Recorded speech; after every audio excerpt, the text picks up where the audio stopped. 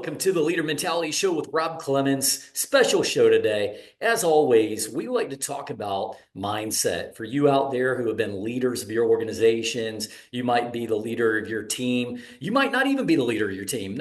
Nobody says you have to be the manager, but we all want to do better. We want to get up today feeling better than we did yesterday. We want to be a little bit further ahead on progress than we were a year ago. And we want to take the other people around us and help them get there too. I look at this as a leader mindset. What do you have to do on a day to day to make everybody around you better?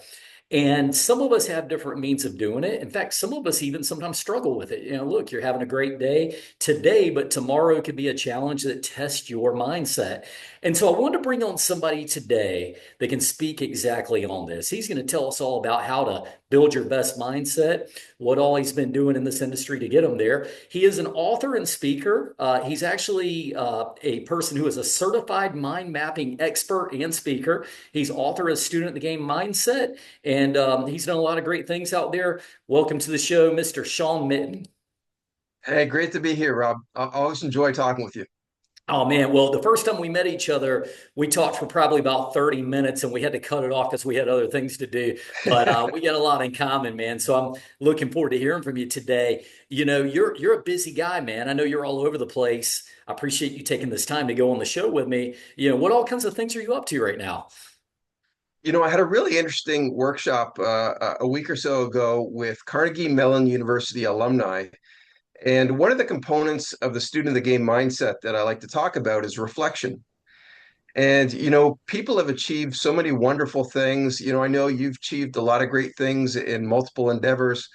And sometimes we get so busy in going to the next goal, the next objective, Mm. that we don't want to always contemplate on what we've achieved and all the people who've been involved with us, because oftentimes we can't do it alone.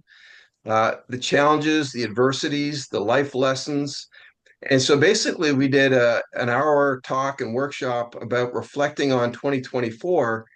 And there were so many great takeaways that people had and looking back and even thinking about how they could use those experiences to catapult themselves in 2025. So reflection is such one of the powerful tools of a student of the game mindset because without it, there's a lot of missed opportunities. And then another component that often we don't always think about is gratitude. Gratitude's another thing we talk about openly about, not just internal, but people around us and our family and our friends. And so I get really excited talking about those things, Rob, because there's such a wonderful impact on our lives. Man, this is really cool. You talk about what I would call maybe smelling the roses.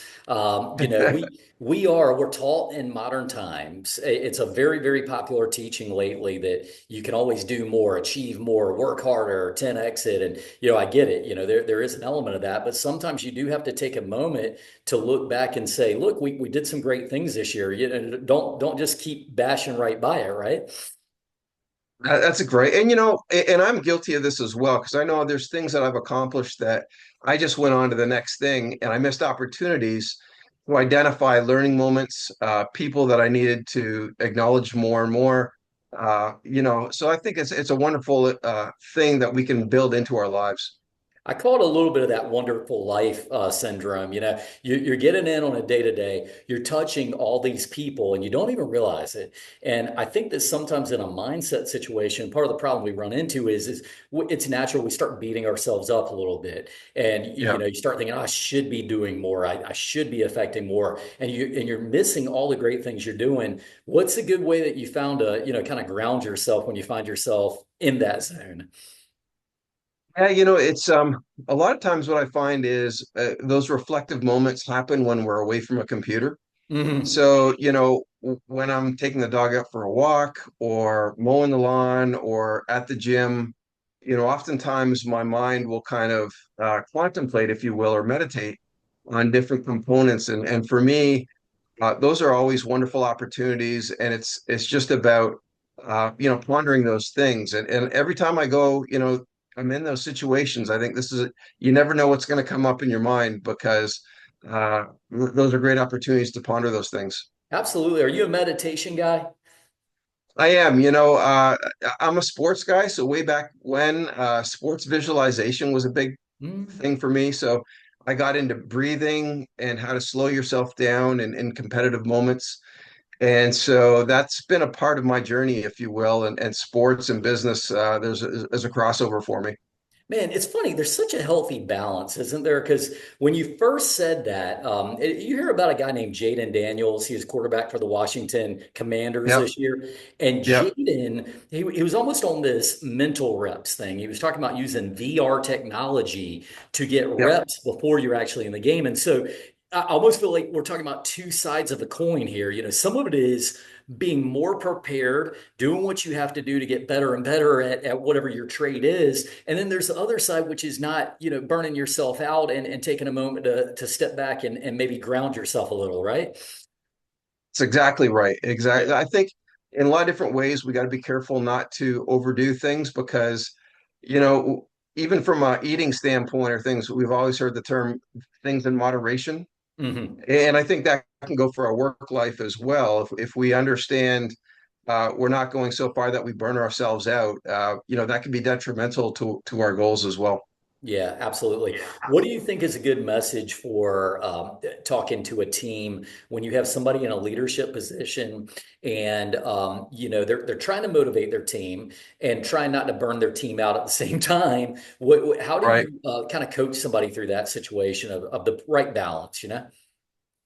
Yeah, I know. At first, it also depends. Everybody has a different kind of the way their brain operates. So one is getting to know your team a little bit, and finding that message that kind of syncs with everybody, and have that repetition because motivation's not doing everything once.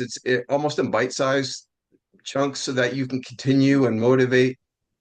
So I think it's an ongoing thing, and a good leader finds different messages or different angles to motivate his team. So I think having the ability to do that on a regular basis versus just doing it once and not doing it again for 2 weeks is a better cadence, if you will.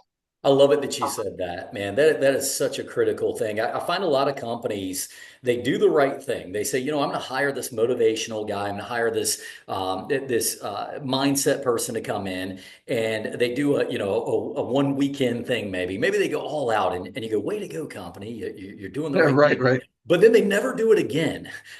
Yeah, And the problem is you don't change mindsets over a one weekend seminar. So you have to continuously be practicing this, right? that's right. It becomes a behavior. Yeah. And habits and behavior, motivation's part of the behavior, and Mhm. so in my workshops, I incorporate what I, call intentional learning. And motivation is part of that intentional learning about taking small bites and feeding ourselves with different information that helps inspire us in different ways. Yeah, makes good sense. Tell me a little bit about the student of the game mindset. How did you come up with this and what's it all about? Yeah, so if you don't mind a little bit longer story, Rob, Yeah. I grew up, I'm Canadian who've been in the US for over 25 years. And I mentioned I'm a sports guy. Well, in organizing this Canadian organization in North Carolina, I brought this hockey hero to Raleigh to speak to us.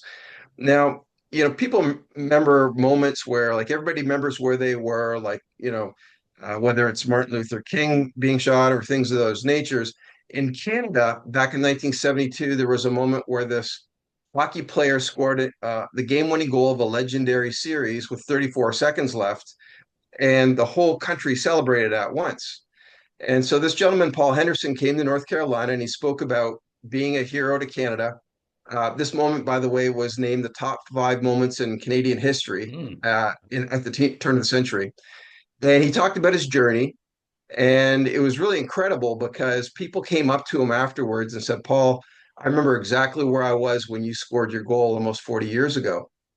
And so I tell you that story to say, 3 months later, sadly, he was diagnosed with cancer. Mm.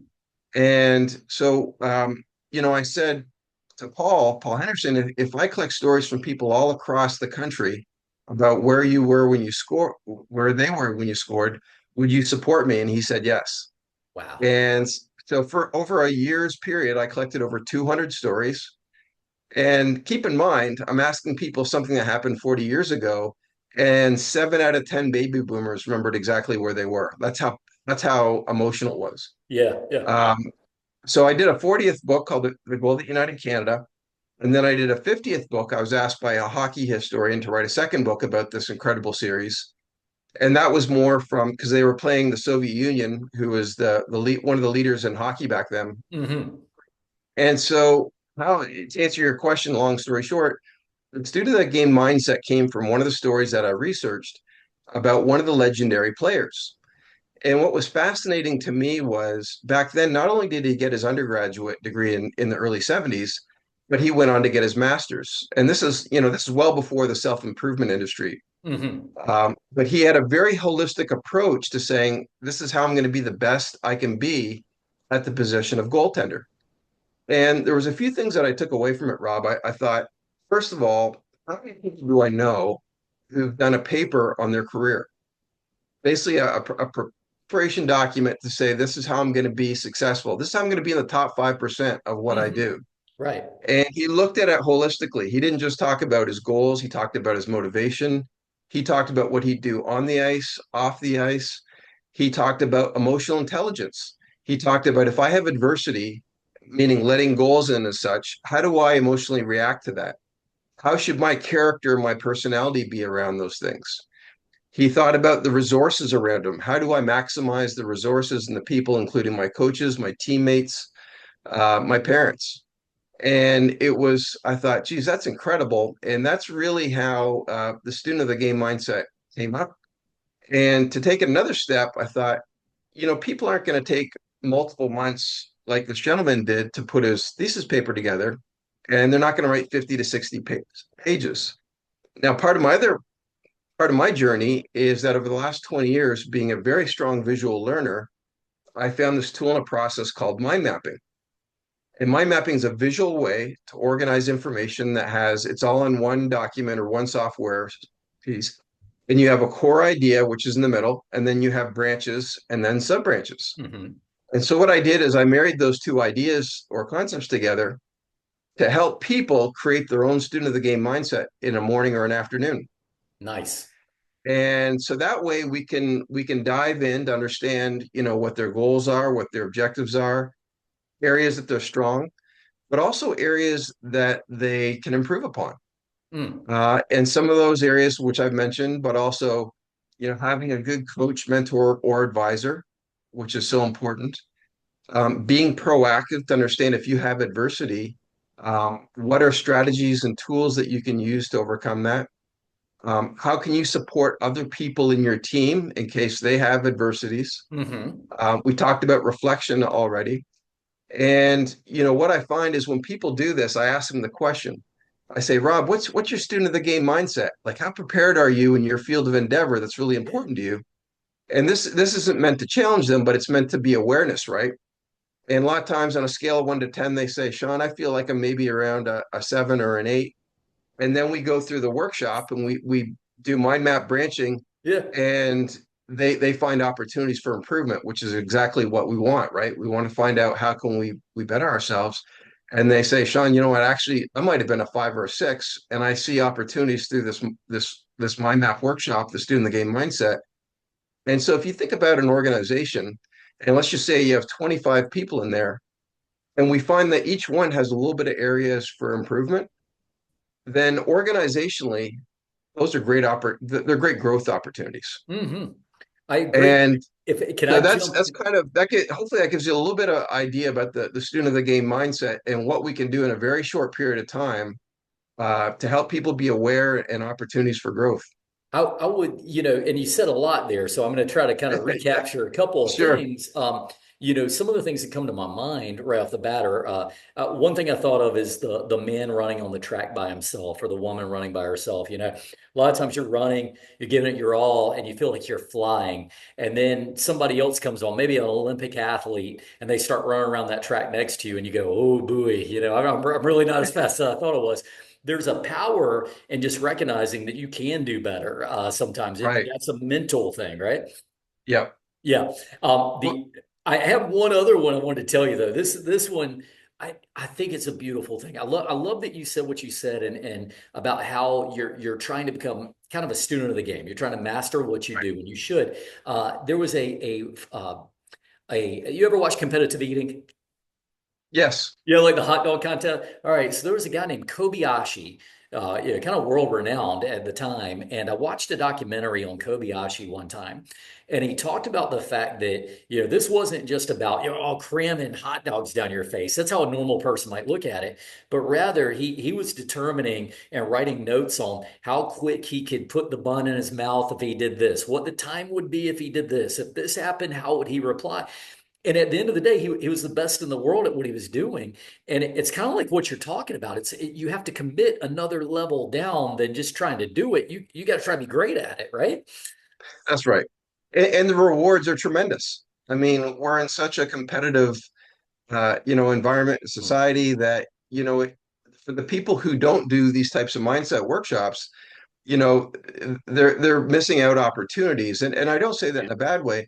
But the other thing too is that if we look at our friends and family around us, if you have kids and they're thinking about professions, and let's just say they want to be a drone engineer, what questions would you ask for them to be the best drone engineer that they could be? Hmm. Uh, and so you could mind map that out to understand what resources are at your fingertips, who should we ask, what experts would we talk about of getting into the field of drone engineering. And I use that as a funny example, but the reality is like that's something that we can help others. And I've helped people, graduate students at universities do some mind mapping around these processes. And the other thing is when you feel prepared, you feel more confident. Hmm. And when you feel more confident, you're likely to have more success. Yeah. So really, I really want to help people feel prepared, confident, and ultimately be more successful. You've done some public speaking, quite a bit of it, exactly, and as have I. And this is one of the great fears of people in this country: public speaking. I think it's like number two after death, or something like that. It's way up there, and Yeah. but it's interesting because when I talk to people who have a fear of public speaking, and sometimes they go and speak on a subject, and they get done, and I say, "Well, how'd it go?" And they say, "Well, it wasn't that bad. I felt really comfortable." And it comes down to the fear of public speaking is usually about the fear of exposure. You're worried you're going to be exposed as not knowing enough about what you're doing. And I think this translates into what we do on a day-to-day life. You talk about confidence, you talk about, and confidence helps with salesmanship. So I love what you're saying here. This is something that can help you all around. Oh, absolutely. Yeah. And all you have to do is just take the time to kind of plan it out, to map it out, if you will. And it's funny, Rob, is I talk to people about mind mapping all the time. And the software program that I used, that's based out of the Europe, has over 25 million subscribers. And yet, if I ask people in North America, have you been taught mind mapping and all the different applications for it? Probably 7 or 8 out of 10 are not familiar with it. Okay. And so the structure allows you to be more creative, do more free thinking, and to see the relationship between ideas. And I just think it's also an opportunity for people to, when they see the information about their career, if you will, to look at it in a different way because we really grew up in a linear environment. And Hmm. the reality is our brains are not linear. Hmm. Our brains are very, in some ways, messy. Um, but sometimes when we're getting information out, it doesn't come up in an orderly fashion. We have to just to get it out. And so I think that's why mind mapping is such a great tool to help facilitate some of these creative opportunities. Little bit of that repetition thing. You're strengthening neural pathways to kind of Yeah, every time you do it, you're emboldening a little bit more about your competence and your knowledge level.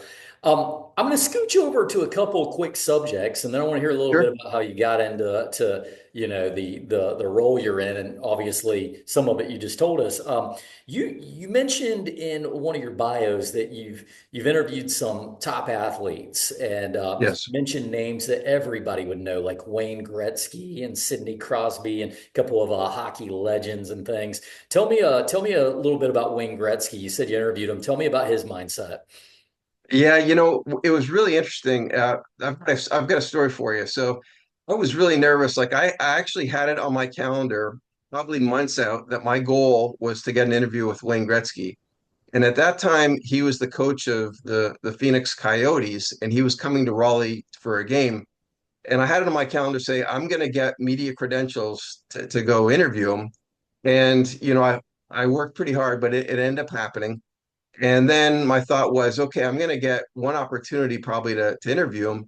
And I want it to be a question that he'll want to have conversation about, not something like, how's your team today? But I want Right. to, and so I asked him about, I think it was at that time, it was an anniversary of when he got traded to LA and how hockey has evolved in the West Coast of the United States. Hmm. And what was fascinating was it was like two guys at a bar talking about hockey, and he really got into the conversation. And I was fortunate to ask him another question, and it was the same thing. Like he was just very forthcoming. And you're always worried about your heroes going to just answer yes or no or not, or not be engaged in the conversation. So that's the first part of it. The second part of it is I'm thinking to myself as I'm recording this, this may be the only time I see Wayne Gretzky. I said, and I'm saying to myself, it would be great to have a picture of him. But typically as media people, you don't always do that. Yeah. And so at the end of it, once everybody had cleared out, I said, Wayne, would you mind if I take a picture? And he's an incredible guy. He said to one of the people over there, he said, "Hey, come over and take a picture of us together." Mm. And he was so mindful that this was a big deal to me, that this was going to be something that I was going to remember, that he wanted to make sure that I was in the picture. That's so cool. And I always took it like he's the greatest hockey player ever, but he was also very, very aware of his surroundings. And he's done this before. He wanted to make people feel comfortable, and he knew it was a moment for me. And on my walls, I have this picture of myself and Wayne Gretzky, and I always remember how generous he was to Yeah. even offer for me to be in the picture with him, and that Man, struck me. what a cool story. It's like we all put these energies into the world. I believe Yeah, that, and you can put out energy and negativity. You can put out one of positivity, brighten somebody's day when you didn't even like really try that hard. Sometimes make right. somebody's day worse when you're not trying that hard. So we should be mindful, like you said, being aware of the surroundings. So very cool stuff, man. Yeah, Way to go.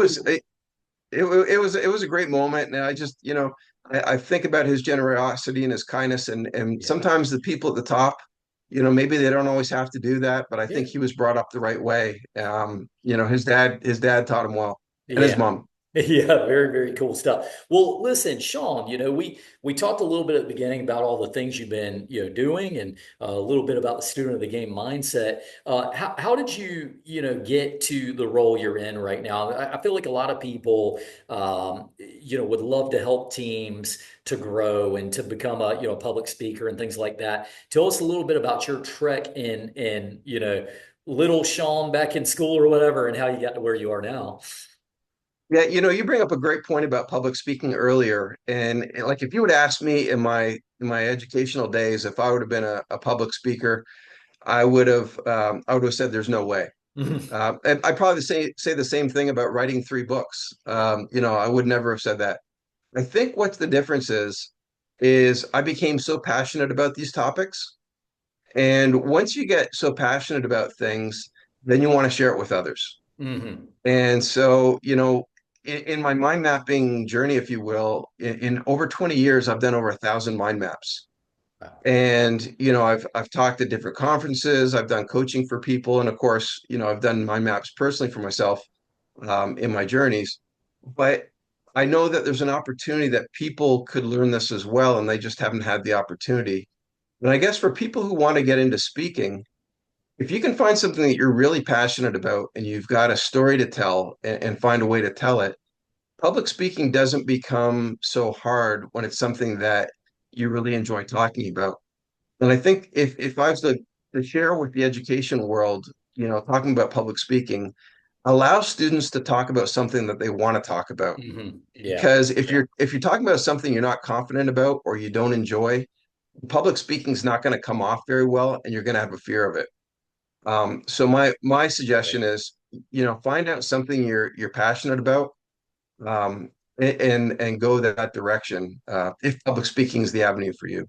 Yeah, I think that's really cool. And that's good advice. You do want to, I have a passion for public speaking. And it's because I love learning. And so sometimes when I'm learning, as you said, my goal is to, man, just learn this really cool thing. Let me tell you guys about it. And that's almost like a base denominator. But at the Yeah. end of the day, that's great advice for people that are, just trying to come up in it. And I've done a little coaching on, how to do public speaking with people. And it's funny because once you understand the process of it and get a little practice at it, it gets easier and easier as you go. Very cool. Let me ask you this. You worked with a lot of leaders over time, Yep. and you've seen some good ones. You've probably seen some not so good ones. Who's the best leader that you've ever seen and why?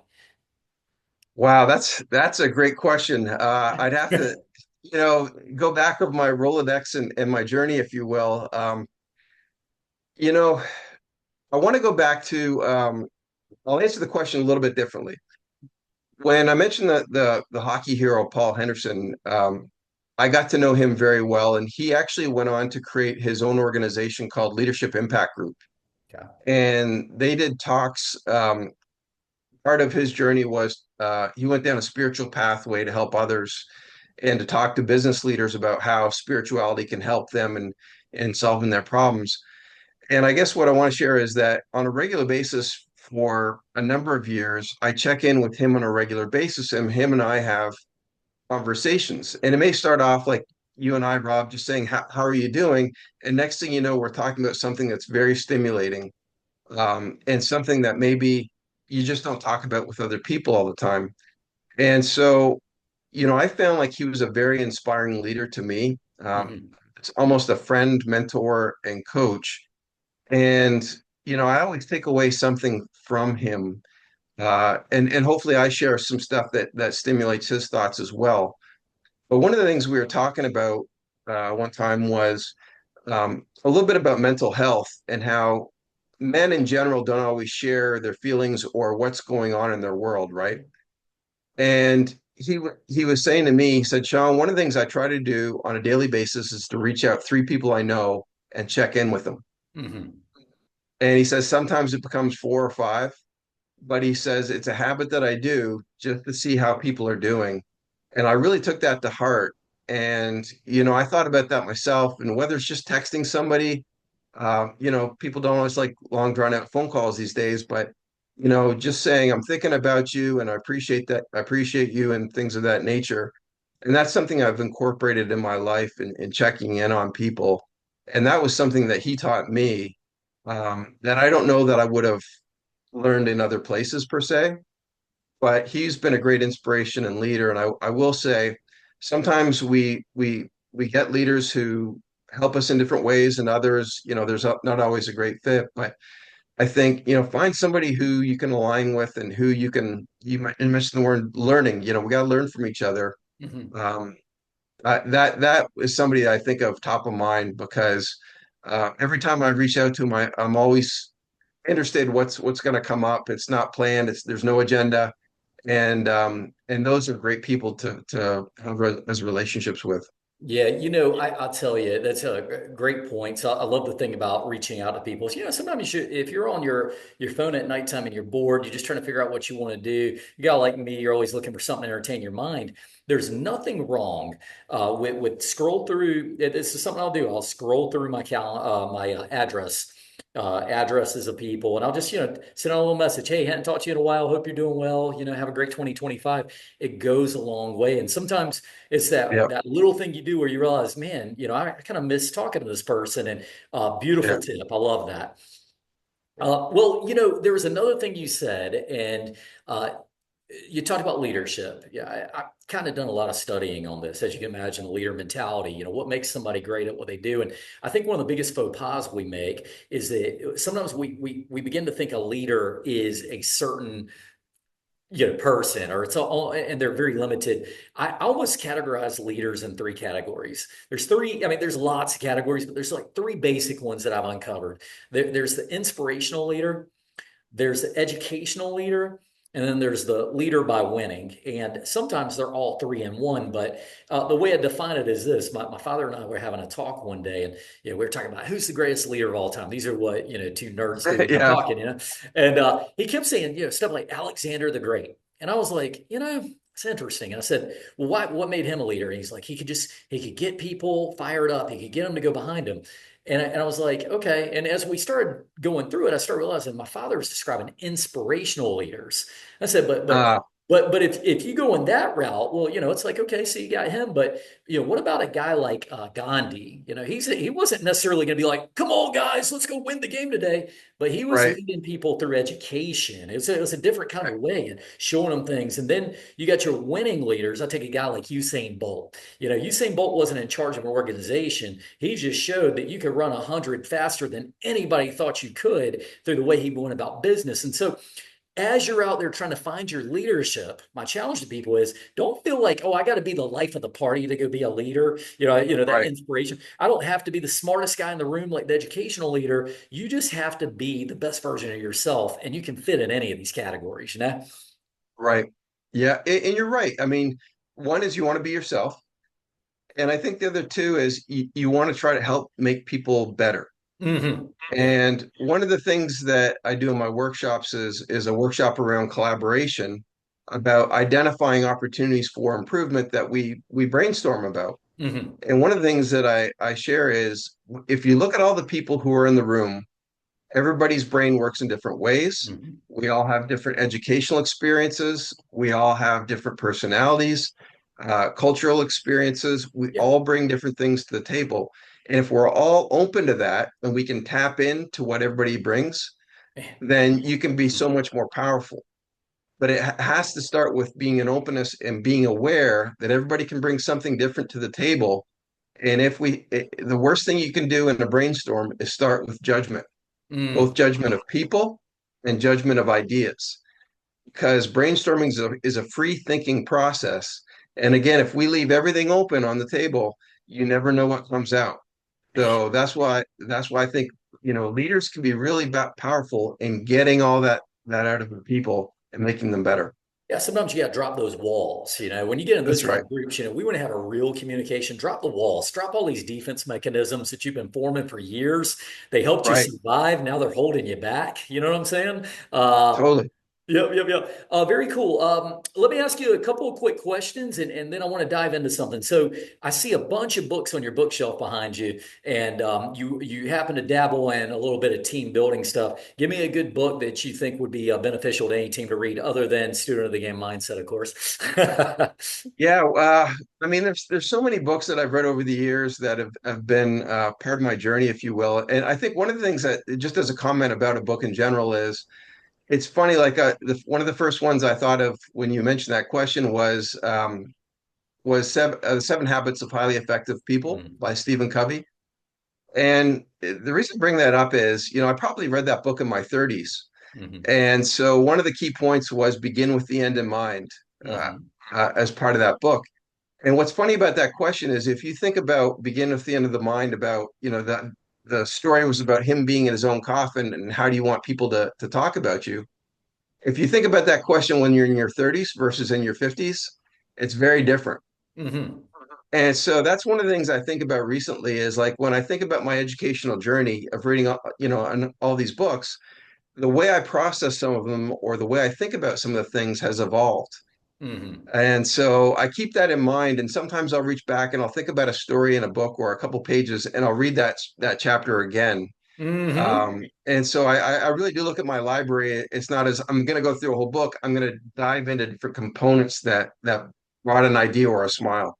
I'm laughing at that because we've all had that experience where we saw a movie as a kid and then we watched it Yes. again as an adult, and you're like, this I wasn't picking up all this as a kid. You know what I'm Yes. saying? Yeah, I heard somebody say that in a funny way about movies that were in the 80s Yeah. and said, like, man, I love this movie. And then they go to show somebody else in a different generation. It's like, I don't get it. Oh my gosh. Well, I can say that if you watch the original Halloween by current day terms, it's pretty doggone tame. So there's something to That be is said for true. that. Absolutely. Well, Sean, we have a little bit of time left. I'd love Yep. to just get maybe kind of some final shots from you on what you think somebody should be doing. If you're a person that you want to be the most effective leader you can be, what kind of give us a few final tips on what somebody should be looking at that they can be doing. Yeah, I wanted to share a little bit about there was a great podcast that I saw recently, and it was about the term culture. And I've been in a lot of different organizations, both big and small. I've worked for major telcos that have thousands of people to startups that, I was an early stage employee. And the word culture is interesting because, there's no right or wrong answer per se, but it's like a feeling, right? It's like you want to be a part of something. And I've had that in sports teams as well, where there's this chemistry where people, really connect and get along and support each other. But when I think about culture, in some ways, it's got to lead to a behavior. Hmm. Um, so, when I think about what I'm doing with the student of the game mindset and about collaboration, like bringing people together in an engaging process, I've been thinking about the term culture and action. Hmm. So, whatever your group is, think about, how would you describe your team? How would you describe your culture? What would that Are people engaged? Are they giving their best? Are Hmm. they contributing as much as they could? What would happen if they could contribute more? What would happen if they would grow more? Hmm. And, who else would you want on your team? And I think once you identify culture and action and what that means to you as an organization, when you build out your team, you start finding better fits because it's not about hiring just for skill, but about who wants to have those traits that your team and company has. Hmm. And so it's a really interesting question, but I'm focusing a little bit more on that is this idea of culture and action, and I really think that the student of the game mindset and collaboration really fits, what that could look like.